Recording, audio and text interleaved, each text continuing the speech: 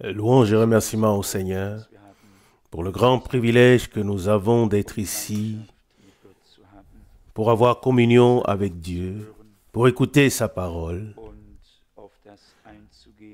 et pour recevoir et suivre ce qu'il nous dit. Je crois que nous sommes tous dans le même état d'esprit. Nous voulons prier pour que Dieu se révèle chaque fois que nous lisons un passage biblique qui nous montre que Dieu n'a pas seulement eu des témoins oculaires et auriculaires, mais qu'il a aussi confirmé lui-même la parole. Même si nous attendons les choses finales, nous ne devons jamais perdre de vue que tout ce qui s'est passé depuis le commencement doit aussi se passer, oui, à la fin. Si aujourd'hui on devrait traduire une phrase qui dit que ceux qui ne croient pas Dieu et qui s'égarent laissent Marc chapitre 16 sans considération. Mais tous ceux qui croient ne font pas seulement que considérer ce passage, mais Dieu accomplit ce qui est écrit. Et nous l'entendons régulièrement dans les prédications de Frère Branham et nous nous demandons combien de temps nous devons rester là à regarder l'ennemi fouler aux pieds l'héritage de Dieu. Nous devons peut-être aller de l'avant dans la foi et faire confiance au Seigneur. En regardant à nous, nous n'irons certainement pas loin. Mais en regardant au Seigneur, nous pourrons aller de l'avant. Nous avons tous lu ici Hébreux chapitre 2, verset 3. Comment échapperons-nous si nous négligeons un si grand salut? Ce salut a en effet commencé par la prédication du Seigneur lui-même et nous a été ensuite confirmé fidèlement par les témoins qui l'ont entendu. Verset 4. Dieu en a encore rendu témoignage par des signes et des prodiges, par des multiples actes de puissance et par la distribution du Saint-Esprit selon sa volonté. Ça, c'est une parole que nous ne pouvons pas négliger ni ignorer. Mais nous devons prier le Seigneur de nous aider à la mettre en pratique dans la foi. Nous aussi, nous sommes des témoins oculaires, des témoins auriculaires de ce que Dieu a proclamé.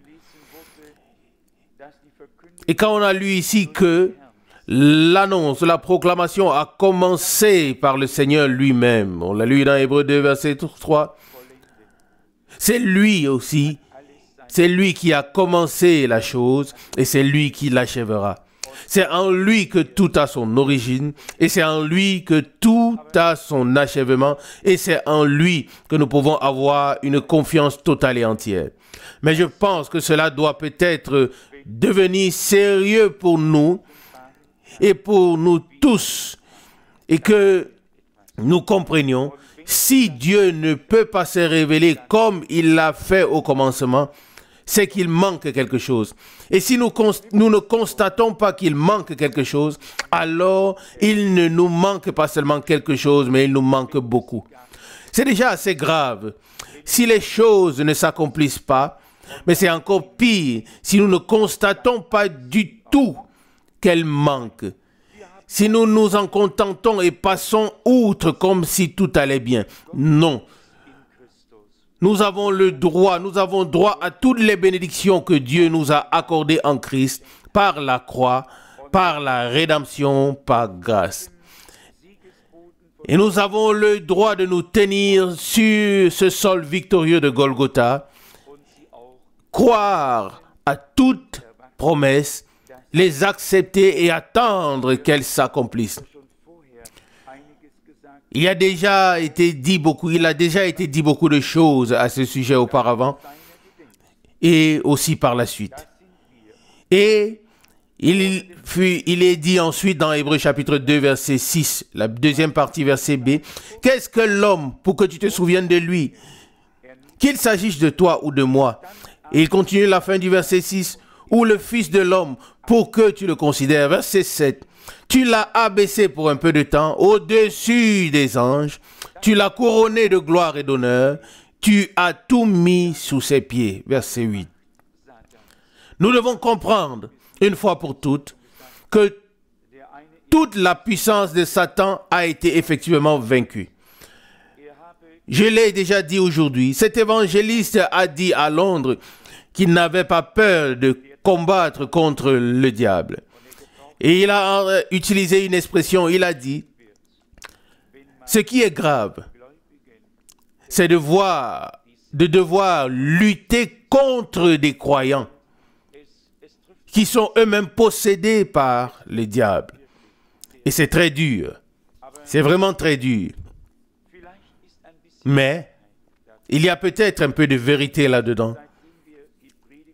Particulièrement depuis que nous avons traduit la prédication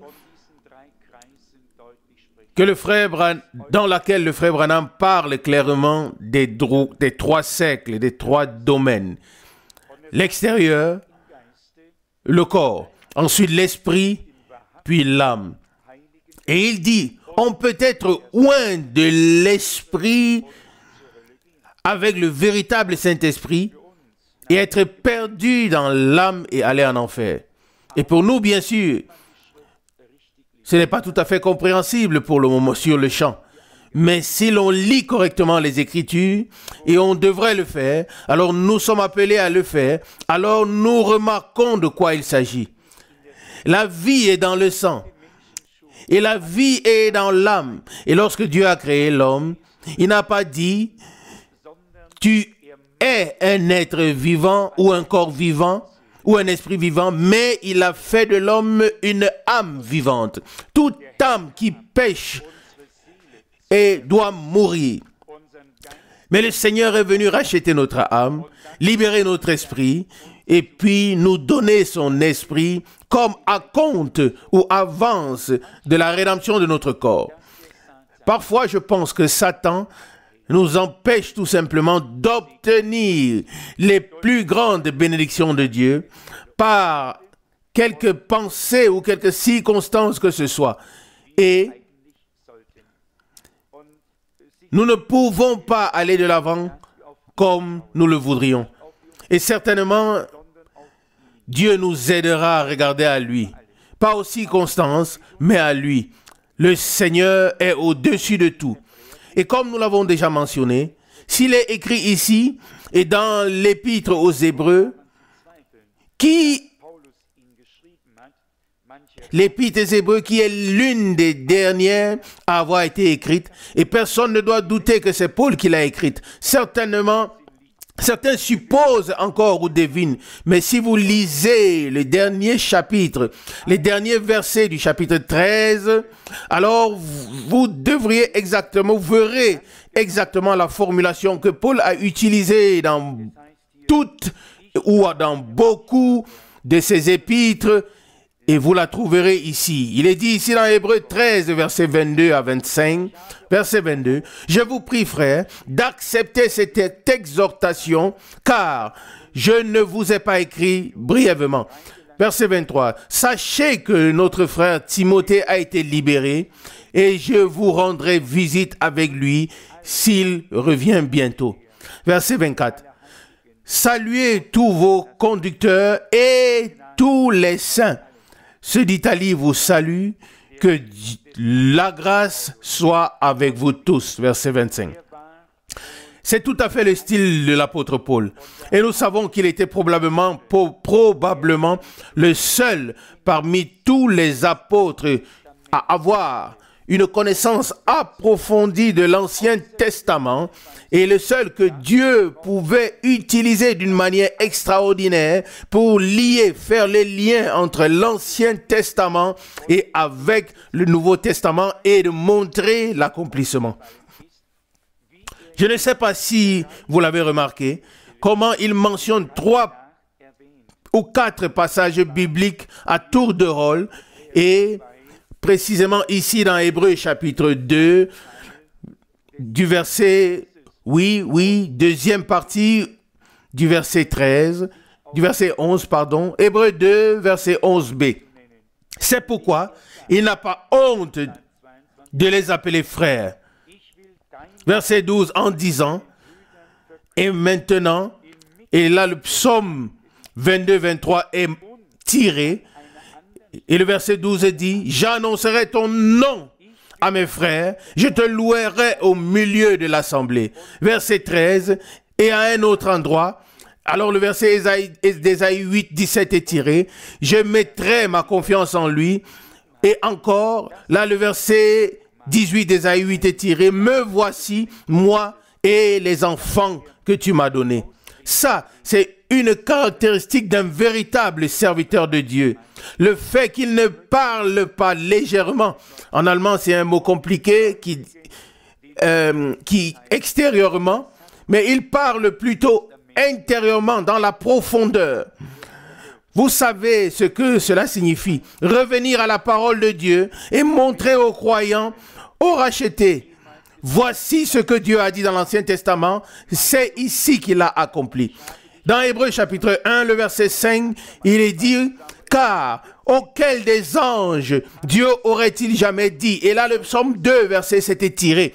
Tu es mon fils, je t'ai engendré aujourd'hui. Et une autre fois, il est tiré, 2 Samuel chapitre 7, verset 14. Je serai pour lui un père et il sera pour moi un fils.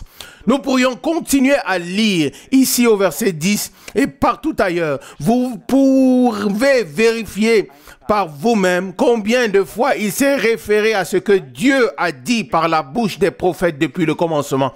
Et ce ne sont pas que quelques épîtres que nous avons aujourd'hui. Que pensez-vous si nous avions été assis dans la chambre haute jusqu'à minuit et que nous aurions écouté? Quelle profondeur serait sortie de la parole de Dieu?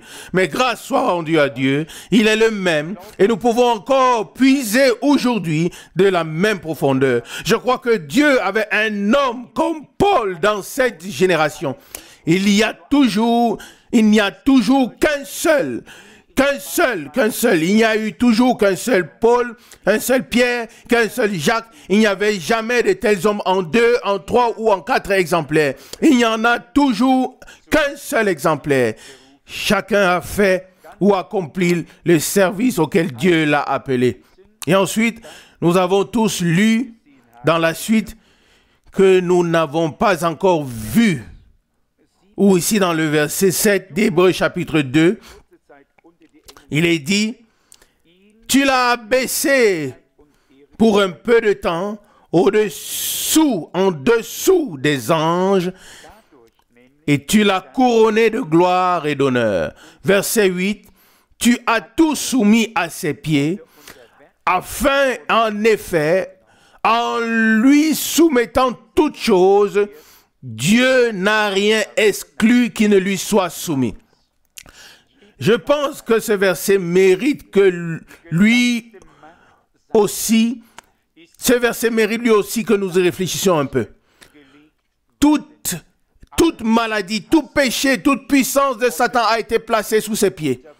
Et il est dit au verset 8 encore, tu as tout soumis sous ses pieds. Toutes choses ne sont pas allées librement se coucher à ses pieds ou sous ses pieds, mais toutes choses lui ont été soumises avec puissance. Et c'est pourquoi le Seigneur nous a donné le pouvoir de dominer sur toute la puissance de l'ennemi. Et ce ne serait pas possible autrement. Comment pourrions-nous faire face à l'ennemi? Nous ne serions jamais puissants contre lui. Mais par le fait qu'un sacrifice parfait a été offert sur la croix de Golgotha et que nous vivons et que vraiment tout tout, comme il est écrit ici au verset 8. En effet, en lui soumettant toutes choses, Dieu n'a rien exclu qui ne lui soit soumis. Rien n'est resté exclu de la soumission, mais tout. Il reste et demeure le vainqueur absolu de Golgotha. Il est celui qui a vaincu. Il a été abaissé pour un peu de temps parmi au-dessous des anges et a pris une forme de serviteur, puis a été couronné d'honneur et de gloire et est assis à la droite de la majesté de Dieu.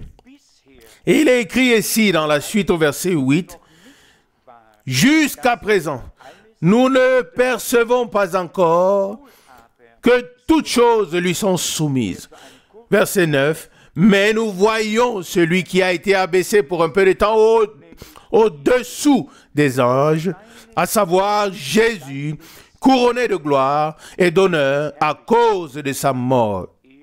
Car par la grâce de Dieu, il devait goûter ou souffrir la mort pour nous. »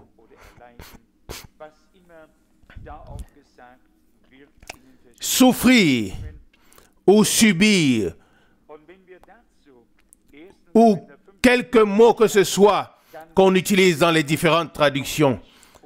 Dans ce passage d'Hébreux chapitre 9, goûter ou souffrir ou subir, cela s'est produit. Et si nous ouvrons 1 Corinthiens chapitre 15, nous savons ce qui ne lui est pas soumis. En effet, cela est clairement exprimé. 1 Corinthiens chapitre 15, verset 25. Car il doit régner comme roi jusqu'à ce qu'il ait mis sous ses pieds, jusqu'à ce qu'il ait mis tous ses ennemis sous ses pieds. Verset 26.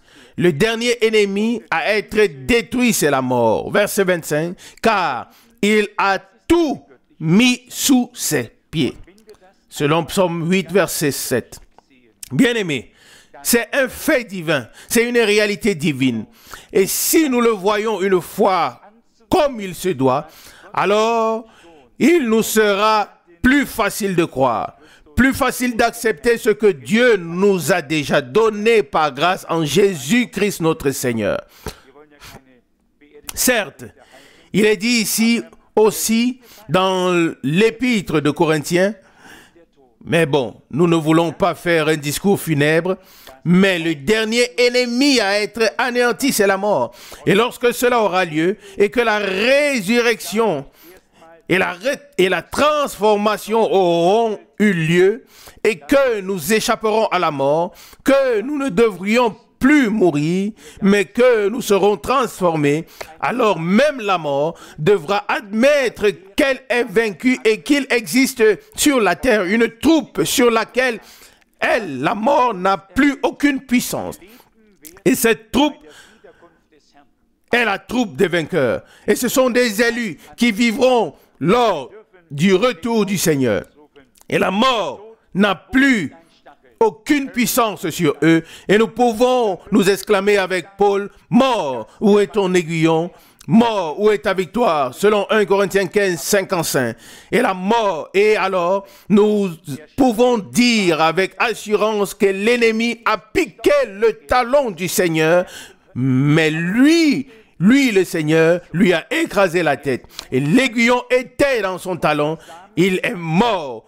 Autrement, il n'aurait jamais pu mourir. Mais justement, cette promesse de Genèse 3,15 qui parle de la semence de la femme et de la semence du serpent, et Satan est entré en Juda, et la trahison et tout le reste, et la mort l'a piqué.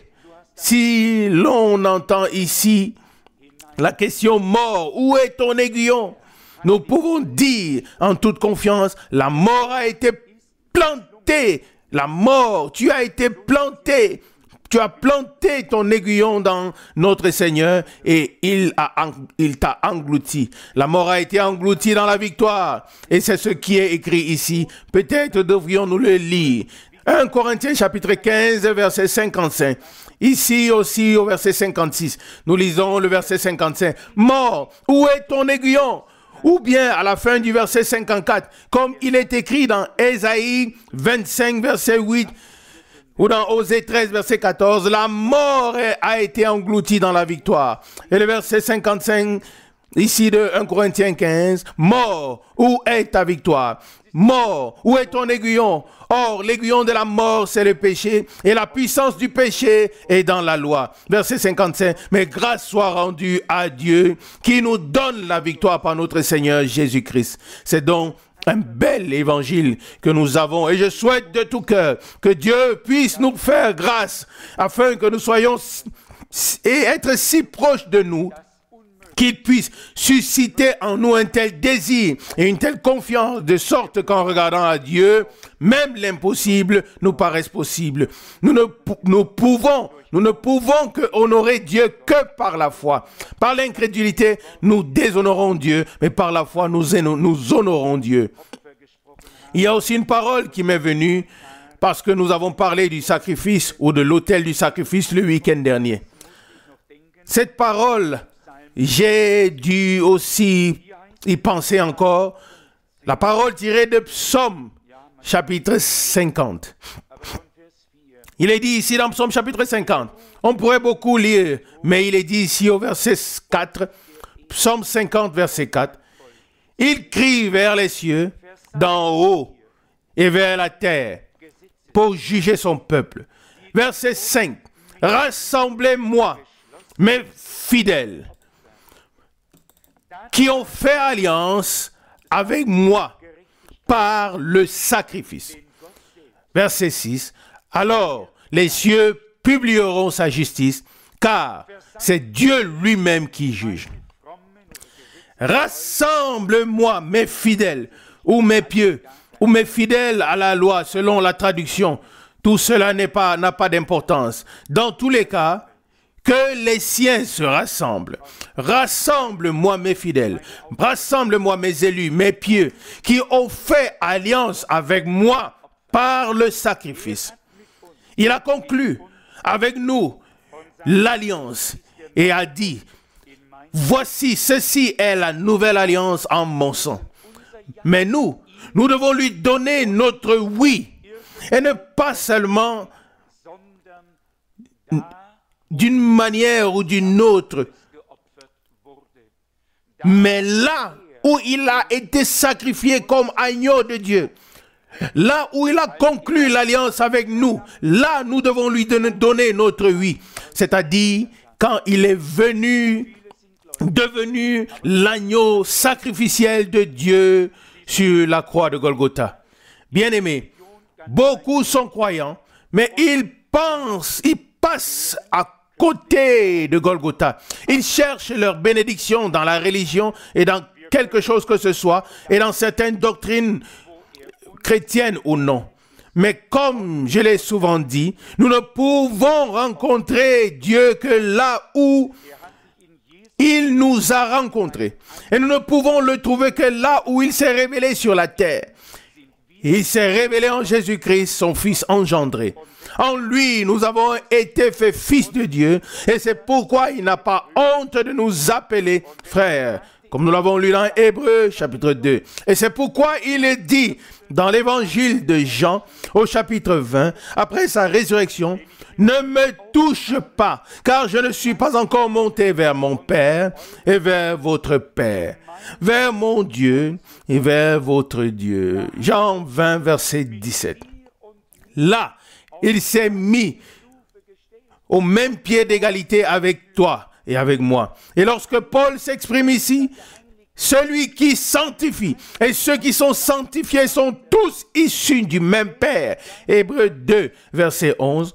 Le même Esprit de Dieu qui a engendré Christ est le même Esprit de Dieu qui nous a fait naître de nouveau pour une espérance vivante. Nous sommes la semence de Dieu, aussi certain qu'il était la semence de Dieu. Nous sommes fils et filles de Dieu, aussi certain qu'il a été manifesté comme fils de Dieu. Ce sont là des vérités glorieuses, profondes et merveilleuses des Écritures. Et nous devons les saisir par la foi une fois pour toutes. Verset 5 Psaume 50. Rassemblez-moi mes fidèles qui ont fait alliance avec moi par le sacrifice. Dieu, de son côté, a fait l'alliance. Mais avec l'alliance et dans le sacrifice, avec le sacrifice et dans le sacrifice sur la croix de Golgotha. Et il y a un seul chemin vers la gloire. Ce chemin est celui qui passe par Golgotha. Il n'y a pas d'autre chemin. C'est là, sur ce chemin, qu'il y a réconciliation, qu'il y a la rédemption, qu'il y a le plein salut. Il reprend le verset 5 de Psaume 50. Rassemblez-moi mes fidèles, qui ont fait alliance avec moi par le sacrifice.